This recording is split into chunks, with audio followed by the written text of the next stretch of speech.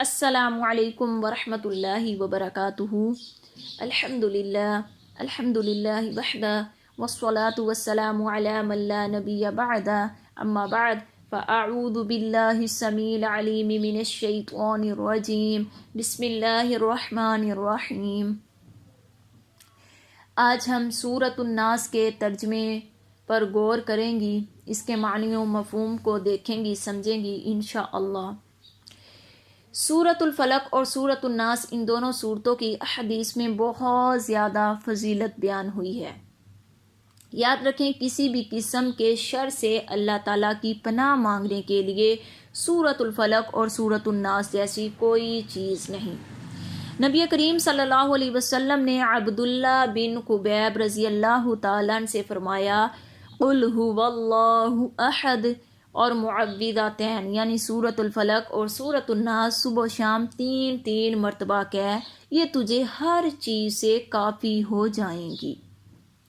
اسی طرح سیدنا حضرت ابو سعید خدری رضی اللہ تعالیٰ عنہ بیان کرتے ہیں کہ معوذتین نازل ہونے سے پہلے نبی کریم صلی اللہ علیہ وسلم جنوں سے اور انسان کی نظر سے پناہ مانگا کرتے تھے، لیکن جب معوذتین اتری تو آپ صلی اللہ علیہ وسلم نے ان دونوں کو معمول بنا لیا اور ان کے علاوہ کو چھوڑ دیا۔ اور اسی طرح سیدنا عبداللہ بن خبیب رضی اللہ تعالیٰ عنہ بیان کرتے ہیں کہ ایک دفعہ شدید بارش اور تاریک رات میں ہم نبی کریم صلی اللہ علیہ وسلم کو تلاش کرنے لگے تاکہ آپ صلی اللہ علیہ وسلم ہمیں نماز پڑھائیں۔ ہم نے آپ صلی اللہ علیہ وسلم کو تلاش کر لیا تو آپ صلی اللہ علیہ وسلم نے فرمایا، آپ نے نماز پڑھ لی ہے؟ کہتے ہیں میں نے کوئی جواب نہ دیا۔ آپ صلی اللہ علیہ وسلم نے پھر فرمایا، کچھ بولیے۔ میں نے کوئی جواب نہ دیا۔ پھر فرمایا، کچھ بولیے۔ کہتے ہیں میں نے پھر بھی کوئی جواب نہ دیا۔ کہتے ہیں تیسری بار نبی کریم صلی اللہ علیہ وسلم نے ارشاد فرمایا، کچھ تو بولیے۔ میں نے عرض کیا، اللہ کے رسول صلی اللہ علیہ وسلم کیا کہوں؟ تو آپ صلی اللہ علیہ وسلم نے فرمایا، صبح و شام 3 مرتبہ سورۃ الاخلاص، سورۃ الفلق اور سورۃ الناس پڑھ لیا کریں، یہ آپ کو ہر مصیبت اور تکلیف سے بچنے کے لیے کافی ہوں گی۔ تو ان حدیث سے معلوم ہوتا ہے کہ ان تینوں سورتوں کو روزانہ پڑھنا چاہیے۔ یہ صورتیں ہر قسم کی روحانی اور جسمانی بیماریوں سے انسان کو محفوظ رکھتی ہیں، اور اس کے ساتھ ساتھ جن و انس کے میں سے جو شیاطین ہیں ان کے شر سے بھی اللہ تعالیٰ کی پناہ میں رکھتی ہیں۔ آئیے ہم اس سورت کو شروع کرتی ہیں۔ سورۃ الناس کو سورۃ فلق کل پڑھیں گی۔ اعوذ باللہ من الشیطان الرجیم۔ سورۃ الناس مکیہ، یہ جو سورۃ الناس ہے یہ مکی ہے۔ الناسی اس کا مطلب لوگ ہوتا ہے، اس سورت کا نام ہے الناس، اس کا مطلب لوگ ہوتا ہے۔ الناس سے مراد لوگ ہیں۔ بسم اللہ الرحمن الرحیم۔ قل اعوذ برب الناس، تو کہ میں پناہ پکڑتا ہوں لوگوں کے رب کی۔ مالک الناس، لوگوں کے بادشاہ کی۔ الہ الناس،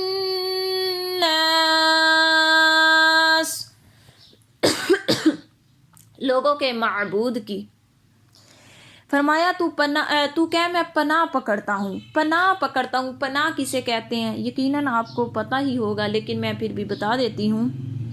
پناہ کا مطلب ہوتا ہے کہ جب آدمی کسی سے خطرہ محسوس کرتا ہے تو سب سے پہلے وہ اپنے کسی پرورش کرنے والے یعنی ماں یا باپ کی پناہ لیتا ہے، ان سے چمٹ جاتا ہے تاکہ وہ اسے بچا لے۔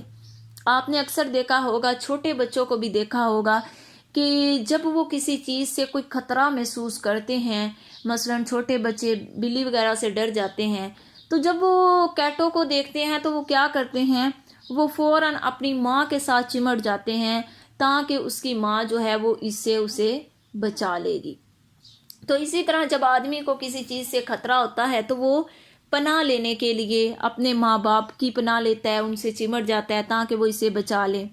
اور اگر وہ سمجھے کہ وہ اس کے ماں باپ اس کو نہیں بچا سکتے تو پھر وہ کیا کرتا ہے، پھر وہ کسی چیز سے جب خطرہ محسوس کر رہا ہوتا ہے تو اس کے ماں باپ بھی اسے نہ بچا سکے، پھر وہ بادشاہ سے بچانے کی درخواست کرتا ہے کہ وہ اس کی پناہ میں آ جائے، اس کی پناہ لے، ٹھیک ہے۔ تو اگر بادشاہ سے بھی جو ہے وہ پناہ نہ لے سکے، وہ سمجھے کہ اس خطرے سے بچانا بادشاہ کے بس کی بھی بات نہیں ہے، تو پھر کیا کرتا ہے، پھر وہ اس ہستی کی پناہ لیتا ہے جسے وہ غیبی قوتوں کا مالک سمجھتا ہے اور جس کی عبادت کرتا ہے، یعنی اللہ تعالیٰ، کیونکہ وہ جانتا ہے کہ یہ دنیاوی اسباب ختم ہونے کے بعد اسے اب اللہ تعالیٰ کے علاوہ کہیں اور سے پناہ نہیں مل سکتی۔ آگے ہے جی، میں پناہ پکڑتا ہوں لوگوں کے رب کی، لوگوں کے بادشاہ کی اور لوگوں کے معبود کی۔ یہ جو ہے لوگوں کے رب کی، لوگوں کے بادشاہ کی، لوگوں کے معبود کی، یہ اللہ تعالیٰ کی 3 صفات کے ساتھ پناہ پکڑنے کی تعلیم دی گئی ہے۔ اس صورت میں وسوسہ ڈالنے والے کے شر سے پناہ لینے کے لیے اللہ تعالیٰ کی 3 صفات کے ساتھ جو ہے پناہ پکڑنے کی تعلیم دی گئی ہے اس صورت میں۔ آگے ہے من شر الوسواس الخناس، وسوسہ ڈالنے والے کے شر سے جو ہٹ کر آنے والا ہے۔ پہلے جو ہے انسان نے پناہ پکڑی، پناہ آپ کو بتا دیا کس کی پکڑی، اللہ تعالیٰ کی، اور پناہ کسے کہتے ہیں یہ بھی بتا دیا۔ پھر آگے آیا برب الناس، لوگوں کے رب کی، مالک الناس، لوگوں کے بادشاہ کی، الہ الناس، لوگوں کے معبود کی۔ یہ اللہ تعالیٰ کی 3 صفات کے ساتھ پناہ پکڑنے کی تعلیم دی گئی ہے۔ اب ہے جی من شر الوسواس الخناس، وسوسہ ڈالنے والے کے شر سے جو ہٹ کر آنے والا ہے۔ یہاں پر یہ جو لفظ ہے نا الوسواسی، اس کا مفہوم تکرار، بار بار وسوسہ ڈالنا شامل ہے۔ الوسواسی کا معنی ہوتا ہے بہت وسوسہ ڈالنے والا، جو بار بار وسوسہ ڈالتا ہے۔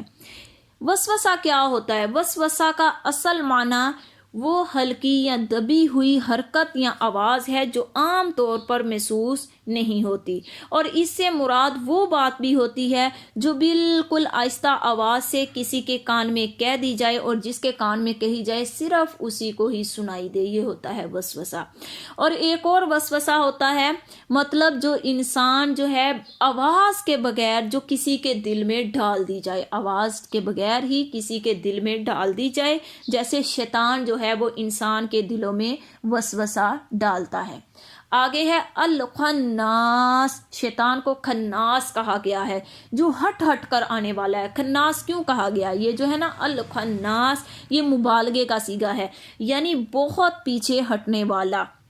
یہاں سے یہ بات خود ہی سمجھ آ رہی ہے کہ شیطان جو ہے وہ ایک دفعہ ہی وسوسہ ڈال کے پیچھے نہیں ہٹتا، بلکہ وہ بار بار انسان کے دل میں وسوسہ ڈالتا ہے، بار بار پیچھے ہٹتا اور پھر ہٹ کر وسوسہ ڈالتا ہے۔ شیطان کو الوسواس الخناس اس لیے کہا گیا ہے کہ وہ آدمی کے دل میں برے خیالات ڈالتا ہے، اور جب آدمی اللہ کا ذکر کرتا ہے تو پیچھے ہٹ جاتا ہے، جب ذکر سے غافل ہوتا ہے تو دوبارہ لوٹ کر وسوسہ ڈالنا شروع کر دیتا ہے۔ یہ ہے جی جو ہٹ کر آنے والا ہے۔ آگے ہے الذی یوسوس فی صدور الناس، جو لوگوں کے سینوں میں وسوسہ ڈالتا ہے۔ وسوسہ ڈالنے والے کے شر سے پناہ مانگنے کا مطلب یہ ہے کہ آدمی اس بات سے اللہ کی پناہ مانگے کہ وہ اس کے دل میں کوئی وسوسہ ڈال دے، اور ایسا وسوسہ ڈال دے کہ جو انسان کو راہ حق سے ہٹا دے۔ جو لوگوں کے سینوں میں وسوسہ ڈالتا ہے، لوگوں کے سینوں میں وسوسہ ڈالنے کا کیا مطلب ہے؟ سینوں سے مراد دیکھیں، غور کریں، اب یہ بات غور سے توجہ سے سننا۔ آدمی جب کوئی بھی نیکی کرے یا برائی کرے، اس برائی یا نیکی کا آغاز جو ہے وہ دل میں اس کا خیال پیدا ہونے سے ہی ہوتا ہے، ٹھیک ہے؟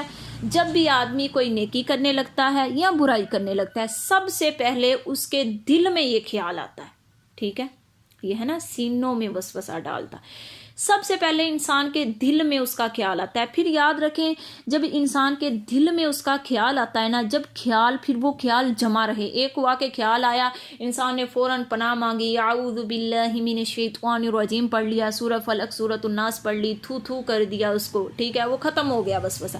لیکن جب سب سے پہلے اس کے دل میں خیال آیا، لیکن اس نے جو ہے اس کو خیال کو دور نہیں کیا، وہ خیال اس کے دل میں جمع رہا کہ میں نے یوں کرنا ہی ہے. جب وہ دل میں خیال جمع رہا، پھر اس کے بعد کیا ہوتی ہے، پھر خواہش ہوتی ہے اس کام کو کرنے کی. جو دل میں خیال آیا وہ جمع رہا دوسرے نمبر پہ. تیسرے نمبر پہ پھر اس کی نا خواہش آتی ہے کہ اب میں اس کو کروں. جب وہ خواہش انسان کے دل میں پیدا ہو جائے گی، پھر اس کے بعد کیا ہوتا ہے، پھر اس کے بعد انسان کا ارادہ بنتا ہے.